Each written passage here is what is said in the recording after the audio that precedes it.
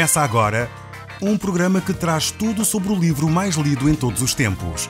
Apresentamos O Som do Livro.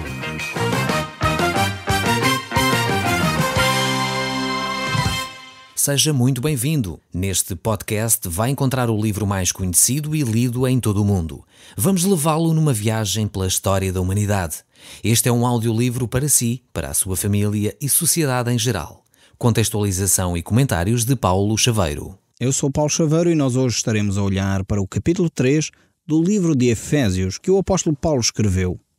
Nós estamos a estudar esta epístola, um assunto extremamente interessante, que é o mistério da Igreja. O mistério que estava oculto por muitos e muitos séculos e que a palavra de Deus nos veio a revelar através da pessoa de Cristo e através dos escritos do Novo Testamento. A Bíblia é muito clara em mostrar que a Igreja foi inaugurada no dia de Pentecostes.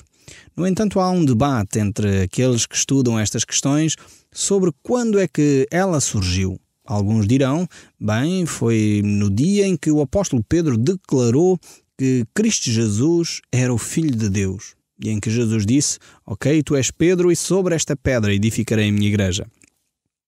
Outros dirão que não, foi muito mais para trás na história, mesmo antes de Cristo ter nascido, talvez no tempo de Abraão ou de Moisés, que Deus havia declarado e prometido. Outros dirão, não, foi na criação.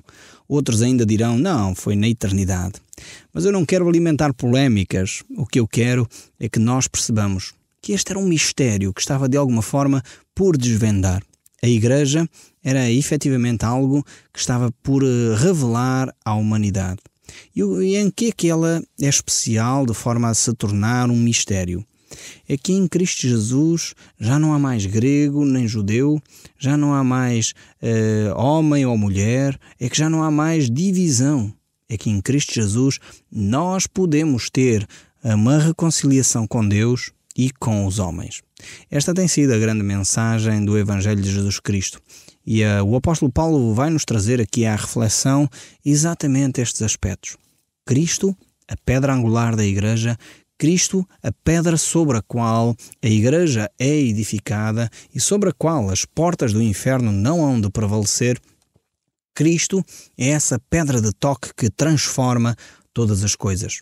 É verdade que se cumpriu no dia de Pentecostes, quando o Espírito Santo foi derramado sobre todos os crentes que ali estavam reunidos no cenáculo. Eles estavam a orar e de repente então o Espírito Santo desceu, e isso encontramos registrado no capítulo 2 do livro de Atos, e podemos ver como ali se estabeleceu a Igreja. Começou a comunidade de cristãos marcados, selados pelo Espírito Santo. O que foi diferente neste período é que até ali o Espírito Santo descia sobre a humanidade e depois se retirava. A partir daquele momento, diz as Escrituras, que o Espírito Santo permaneceu, o Espírito Santo selou, o Espírito Santo habitou. E por isso a promessa de Cristo Jesus se cumpriu de que Ele estaria conosco todos os dias até à consumação dos séculos. Inaugurou-se um novo período que a Igreja está a viver, o período da graça. Uma nova dispensação. Podemos usar este termo, é um palavrão, mas é um palavrão no bom sentido, uma palavra comprida, mas é a palavra adequada para este tipo de época em que nós vivemos, onde é estabelecida uma nova aliança com Cristo e com os homens, estabelecida no seu sangue e no seu corpo, que ele celebra com os discípulos, mas também um novo período de relacionamento com Deus Pai através da ação do Espírito Santo. Esta nova dispensação, a dispensação da graça, é um período marcante para a nossa história. É o período que nós estamos a viver. Por isso nós podemos relacionar com Deus diretamente.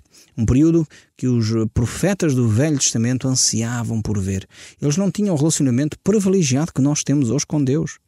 Os profetas do Velho Testamento, nós às vezes ficamos com uma certa quase inveja santa de Moisés, de Abraão, de Jeremias, de Daniel.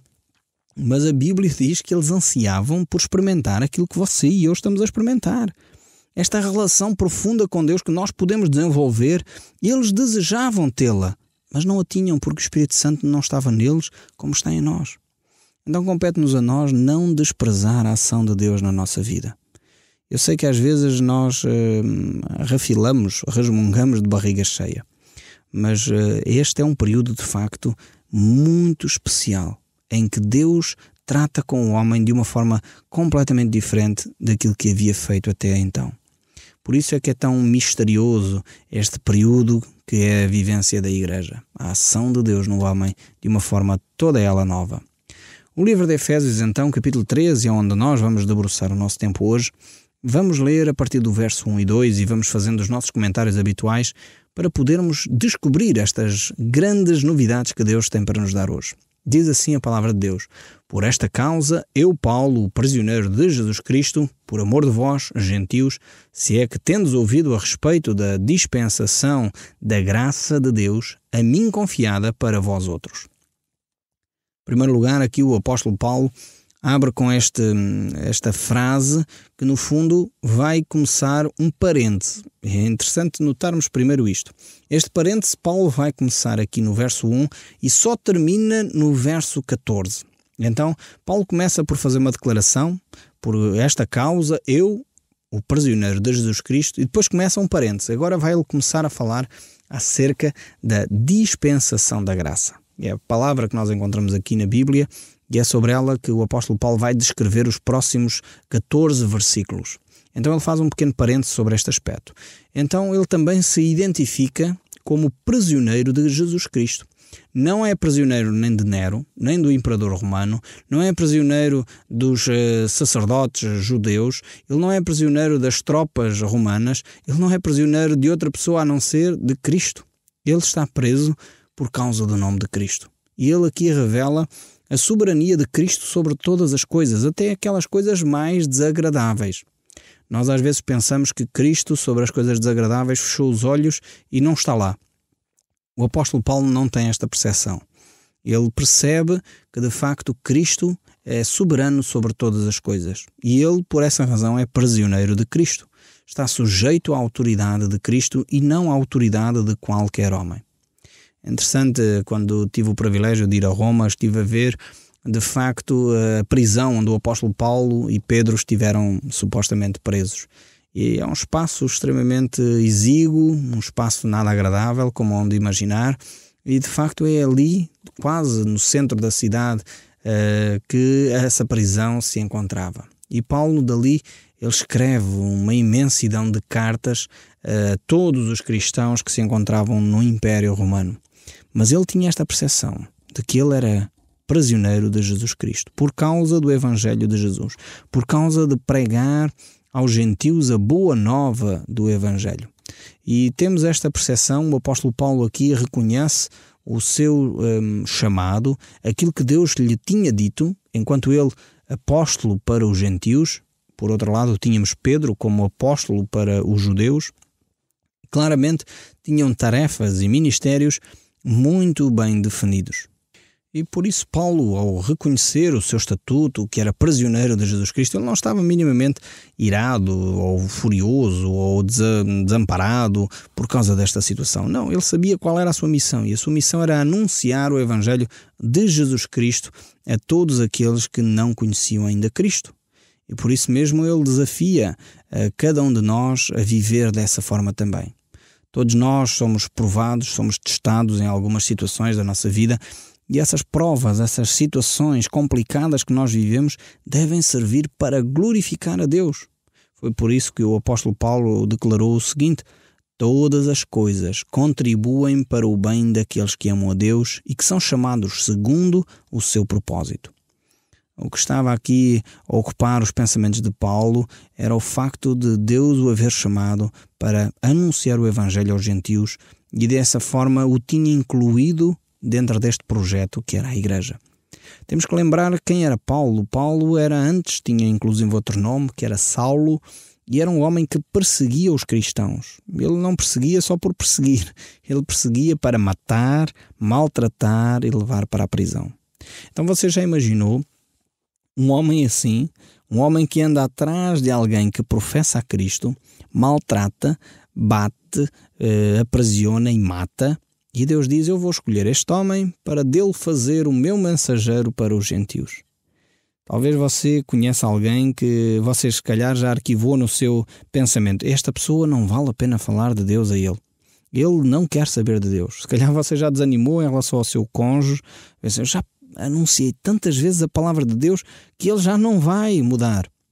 Eu quero deixar esta esperança. Aquilo que aconteceu com o apóstolo Paulo é possível acontecer com aquela pessoa que você está a pensar. Essa pessoa que você já não dá nada. Essa pessoa que você já não acredita que é possível mudar. Deus pode transformar o coração dela. Então mantenha-se depositando a fé em Cristo. Mantenha-se em oração, dizendo: Deus, continua a trabalhar no coração dele, para que Deus efetivamente faça essa transformação. E Deus fez no apóstolo Paulo de tal forma que ele se tornou o principal apóstolo para os gentios. A principal ferramenta que Deus usou para tocar o Império Romano. Então, não desanime se você olha para alguém e não vê grandes mudanças ainda. Mantenha-se firme na oração, mantenha-se firme na esperança que há em Cristo Jesus para que Deus possa operar o milagre. Então, vemos aqui que os próximos versículos tratam de um parêntese que é o ministério que Paulo tinha para os gentios, um parêntese que é o mistério da dispensação da graça. Por isso é que ele escreve: por esta causa eu, Paulo, e vai terminar no verso 14 dizendo: por esta causa me ponho de joelhos diante de Deus. Por esta causa qual? Aquela que nós vamos ver entre o verso 2 e o verso 13. Então ele diz: se é que tendes ouvido a respeito da dispensação da graça. Paulo já falou acerca da dispensação neste mesmo livro de Efésios, no capítulo 1, no verso 10, onde ele diz de fazer convergir nele em Cristo, na dispensação da plenitude dos tempos, todas as coisas, tanto as do céu como as da terra.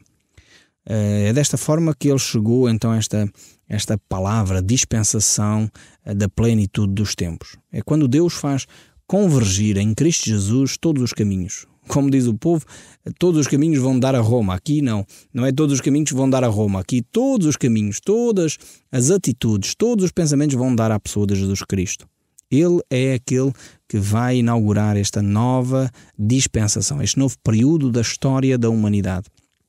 E é por isso que encontramos ainda na carta de Gálatas, capítulo 2, o verso 7, ele dizendo: antes pelo contrário, quando viram que o evangelho da incircuncisão me fora confiado, como a Pedro o da circuncisão, ele está a falar mais uma vez deste ministério e deste mistério, que são duas coisas que o apóstolo Paulo tinha recebido. Ele tinha recebido o mistério e o ministério da incircuncisão, ou seja, ele levava o evangelho àqueles que não tinham sido judeus.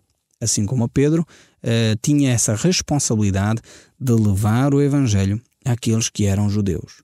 Nós podemos ler Pedro a pregar a mensagem aos judeus, por exemplo: em nenhum outro há salvação, porque também debaixo dos céus nenhum outro nome há dado entre os homens pelo qual importa que sejamos salvos. Pedro tinha esta mensagem muito clara de que a salvação era para os judeus através da pessoa de Jesus Cristo. O apóstolo Paulo diz a mesma coisa. Ele diz: crê no Senhor Jesus Cristo e serás salvo, tu e a tua casa. Então vemos dois homens distintos, com personalidades completamente diferentes, Paulo e Pedro, em que um falava ao povo judeu. Pedro tinha este ministério de anunciar a pessoa de Cristo aos judeus. Paulo tinha este ministério de anunciar a pessoa de Jesus Cristo aos gentios. Mas eles tinham uma só mensagem. A mensagem do Evangelho não muda ao longo dos séculos. Por isso, quando se tenta traçar a história da Igreja, infelizmente, às vezes as pessoas ligam-se à Igreja instituição. Eu sugeria aos historiadores que começassem a fazer uma pesquisa histórica não da instituição Igreja Cristã, mas sim da Igreja que professa o nome de Cristo. A Igreja que sempre existiu ao longo da história, mas que sempre se manifestou através de uma mensagem coerente, uma mensagem única, que é esta: crê no Senhor Jesus Cristo e serás salvo.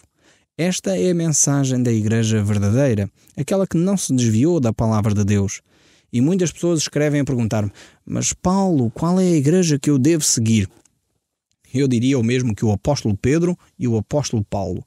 A Igreja que tu deves seguir é a Igreja que anuncia a salvação através da pessoa de Jesus Cristo, mediante a fé na crucificação de Jesus. Então, se a Igreja que você está a frequentar não anuncia a pessoa de Jesus Cristo dessa forma, se a igreja que você frequenta coloca outras entidades à frente da pessoa de Jesus Cristo, se a igreja que você frequenta coloca as obras diante de você como mais importantes do que o mérito de Jesus, eu quero dizer que você provavelmente não está na igreja que anuncia o Evangelho de Jesus Cristo. Então, esteja atento ao ensino, verifique se ele se conforma com as Escrituras e, se não é o caso, diante de Deus coloque esse assunto, para poder procurar uma comunidade onde a palavra de Deus é ensinada com toda a integridade e com toda a verdade. O livro de Efésios, no capítulo 3, continua ainda a dizer no verso 3: Pois, segundo uma revelação, me foi dado a conhecer o mistério, conforme escrevi há pouco resumidamente, pelo qual, quando lerdes, podeis compreender o meu discernimento ou mistério de Cristo. Paulo aqui fala acerca deste mistério que é a igreja que foi revelada, este novo relacionamento entre Deus e o homem. Isto era um mistério, nunca tinha sido feito antes, nunca tinha acontecido em tempo algum, e agora passa a existir através da igreja. A igreja é de facto o propósito do coração de Deus. A igreja é então manifestada ao mundo através desse relacionamento em que o Espírito Santo está no homem de uma forma completamente nova, como nunca havia estado. O verso 5 ainda prossegue: o qual em outras gerações não foi dado a conhecer aos filhos dos homens, como agora foi revelado aos seus santos apóstolos e profetas no Espírito, a saber que os gentios são co-herdeiros, membros do mesmo corpo e coparticipantes da promessa em Cristo Jesus por meio do Evangelho. Então este é o mistério. O mistério é descrito aqui pelo apóstolo Paulo desta forma. Qual é o mistério? É que os gentios, que não eram judeus, então eram co-herdeiros e coparticipantes das promessas em Cristo Jesus. Esta é uma grande novidade. O povo de Israel, durante muito tempo, pensou que eles eram os únicos detentores da verdade. Pensavam que eram eles os únicos exclusivamente que deveriam se relacionar com Deus, e todos os outros povos eram gentios, longe de Deus, não tinham de forma alguma possibilidade de se relacionarem com Deus. E eles pensaram de tal forma assim que não perceberam que o projeto de Deus era que eles tocassem as nações, outros povos, outras raças, outras culturas, com a mensagem do amor de Deus. E por isso se foram fechando, ao ponto de se tornarem hipócritas, frios, xenófobos naquela altura em que Jesus surgiu. E Jesus então veio e disse: eu vou inaugurar uma nova aliança. Vou começar uma nova época, uma nova dispensação, uma dispensação em que o homem já não se relaciona mais através de sacrifícios de animais, mas através do meu próprio sacrifício. E começa a igreja. A igreja de Cristo Jesus é constituída por todo o tipo de pessoas, de todas as raças, de todas as culturas. É alguém que chega e diz: Senhor, eu quero te servir e seguir. Eu entrego a minha vida e confesso o meu pecado. Não importa a cultura, não importa a raça, não importa se você é romeno, grego, português, angolano, moçambicano. Não interessa, porque em Cristo Jesus somos um. E este é o mistério que estava oculto desde os tempos antigos. A saber que os gentios são co-herdeiros, membros do mesmo corpo, co-participantes da promessa em Cristo Jesus por meio do Evangelho, do qual foi constituído ministro, conforme o dom da graça de Deus, a mim concedido segundo a força operante do seu poder. Esta era a mensagem que o apóstolo Paulo tinha, esta era a mensagem que o apóstolo Pedro tinha. E é por isso que os apóstolos diziam, e o apóstolo Paulo expressa isso dizendo: ai de mim se não prego o Evangelho. Porquê? Porque ele tinha recebido esta mensagem diretamente de Deus. Era algo vital para aqueles que seguem a Cristo, perceber que não há cristãos de primeira e cristãos de segunda. Infelizmente, no nosso país nós assistimos a isto. Há cristãos de primeira, cristãos de segunda e depois há os de terceira e de quarta e etc. Infelizmente, as nossas leis portuguesas, apesar de serem excelentes leis, nunca têm uma aplicação igualitária. Notamos que há discriminação religiosa no nosso país, onde as pequenas comunidades não têm acesso aos mesmos privilégios, aos mesmos apoios que as grandes comunidades. Muitas vezes são discriminadas e postas de lado, onde de facto há pressões para que os trabalhos realizados, quer na área social, quer com jovens e crianças, sejam muitas vezes tentados parar. E infelizmente nós assistimos a isso. assistimos nas escolas, onde muitas vezes os funcionários tentam puxar para aqui ou para ali os jovens que se querem inscrever nas classes de religião moral. Precisamos de facto de deixar de ter esta mentalidade de cristãos de primeira e cristãos de segunda e tratar as pessoas com igualdade de direitos. Os cidadãos têm a opção de escolha. E é isto que Deus traz a todos aqueles que são verdadeiramente cristãos. Não há mais políticas internas, não há mais lobbies de influência, mas há igualdade de direitos, há igualdade de oportunidades, há de facto um mesmo valor. As pessoas são valorizadas por aquilo que são e não por aquilo que possam vir a fazer. Então esta é a mensagem de Deus para nós também. O apóstolo Paulo escreve nestas reflexões no livro de Romanos, no capítulo 16, o verso 25, ele diz: ora, aquele que é poderoso para vos confirmar segundo o meu evangelho e a pregação de Jesus Cristo, conforme a revelação do mistério guardado em silêncio nos tempos eternos. Esta era a mensagem que Deus tinha guardado nos tempos eternos, que traz agora à humanidade. Então havia de facto um mistério desde a eternidade. E esta epístola aqui, no capítulo 1, verso 9, nos mostra dizendo, desvendando-nos o mistério da sua vontade. Este é de facto o desejo de Deus para cada um de nós. Que cada um de nós possa aperceber-se deste desejo do coração de Deus. E eu gostaria de terminar o nosso tempo lendo alguns outros versículos para concluir, dizendo: a mim, o menor de todos os santos, foi dada esta graça de pregar aos gentios o Evangelho das insondáveis riquezas de Cristo e manifestar qual seja a dispensação do mistério desde os séculos ocultos em Deus, que criou todas as coisas, para que pela Igreja a multiforme sabedoria de Deus se torne conhecida agora dos principados e potestades nos lugares celestiais, segundo o eterno propósito que estabeleceu em Cristo Jesus nosso Senhor, pelo qual temos ousadia e acesso com confiança mediante a fé nele. Portanto, vos peço que não desfaleceis nas minhas tribulações por vós, pois nisto está a vossa glória. O Som do Livro, uma produção da Rádio Transmundial de Portugal.